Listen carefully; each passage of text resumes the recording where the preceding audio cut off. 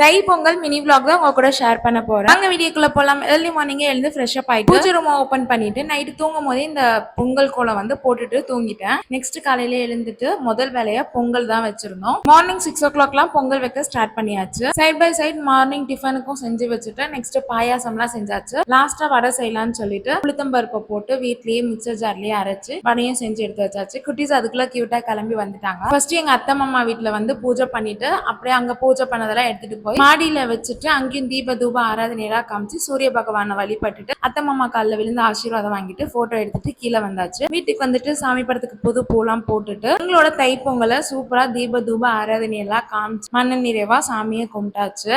சாமி கும்பிட்டதுக்கு அப்புறம் எல்லாருமே நிறைய போட்டோஸ்லாம் எடுத்துட்டு இருந்தோம். ஃபர்ஸ்ட் டைம் நாங்க 4 பேர் சேர்ந்து ஒரு ரீல்ஸ் வந்து எடுத்திருந்தோம். அதை நம்ம சேனல்ல அப்லோட் பண்ணிருக்கேன், செக் பண்ணி பாருங்க. ரிலேட்டட் வீடியோலையும் டேக் பண்றேன். பிடிச்சிருந்தா லைக் பண்ணுங்க.